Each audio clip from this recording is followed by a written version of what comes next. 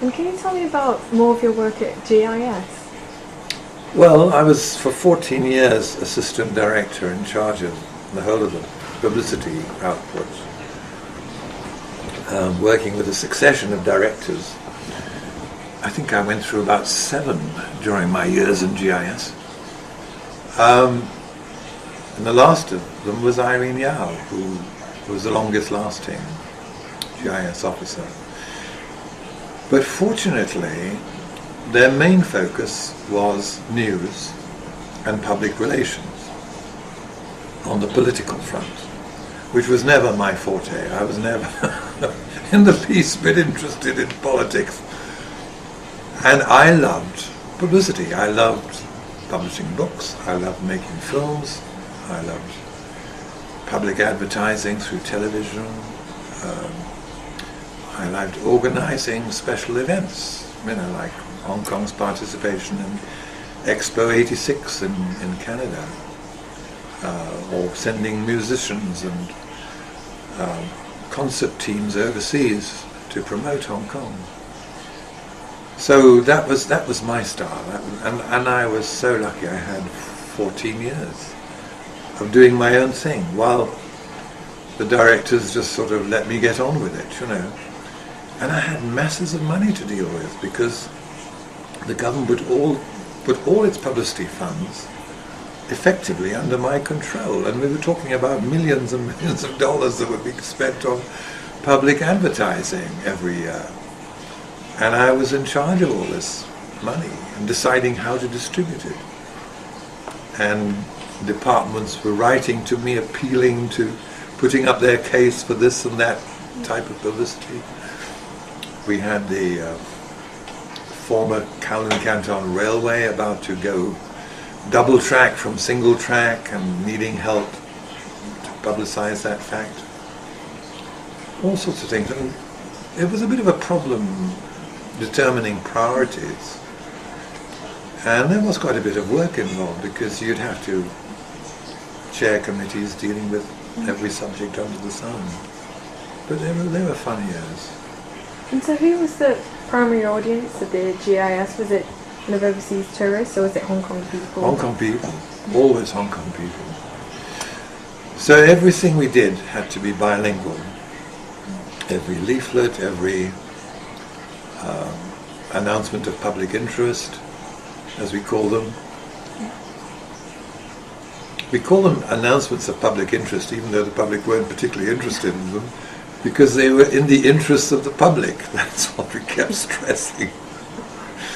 In the very early days, I think one of our very earliest efforts was a Save Water campaign. We had a film unit in our department in those days, run by a marvelous man called Charles Wang, who sadly died a couple of years ago. And he went on to run his father's company, Salon Films. But he was a wonderfully inventive character. And he was working at the time with a director called Brian Salt.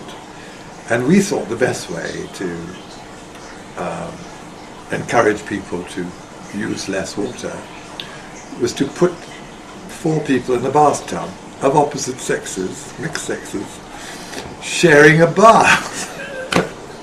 This was so way ahead of its time. This was back in the early 70s, that our own department banned this message before it could get out into the public. They decided it was far too risque. We'd never get away with it. So was it shelved? Shelved. Forever? Forever. I hope it's still sitting in a can somewhere. Can you tell me a bit about your other GIS colleagues? Because it sounds like there's quite a few characters working with you. Oh, great variety. I mentioned Arthur Hacker, of course. Oh gosh, Nigel Watt was my director, the first director I knew. He was replaced by David Ford, who came out as an army officer, working with us during the troubled times of '67, the Cultural Revolution spillover. And he stayed on as director under MacLehose, and he and MacLehose were very close. They worked very well together. But David always remained a very good friend of mine, and still is, and has often been to this house when he comes back to Hong Kong. Then we had a succession of other directors, ending up, as I say, with Irene Yao. At one stage we had John Chan as director. He subsequently became the head of Motorbus, lovely man. And so is Irene. And you know, the wonderful thing about our ex-GIS colleagues is we always stay close together. Irene in particular has been a kind of post office to keep us in touch with each other. And periodically she arranges dinners where we all get together and chat about old times. And it's good because you feel you're still part of a family, you know. And I must say, working with the Chinese has been the best experience of my life. Great people to work with.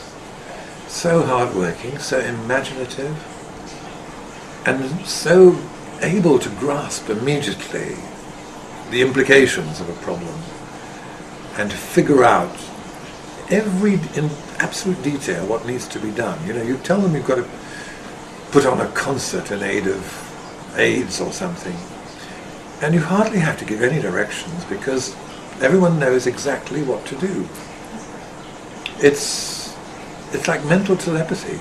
It's amazing. Brilliant people to work with. And I've been very fortunate. And I've kept in touch with so many of them. A few weekends ago, I had 3 of my former secretaries, all of whom had served me successively over the years. And 2 of them had come back from Canada for holidays, and they came and visited me. And we reminisced about old days. So you've really kept in touch with Oh, yes. all of your colleagues? One of them came to stay with me during that disastrous period in Canada. Linda Lee, a very sweet person. She lives in Toronto. She came to spend a night and see my new home before flying on to Hong Kong. We had the worst snowfall that Victoria had ever experienced in years and years and years. And we were snowbound on my mountain for 4 days. They couldn't get the snowplows up. Mercifully, we had enough food in the house to keep us going, but Linda was so sporting. She accepted it. She just kept deferring her flights.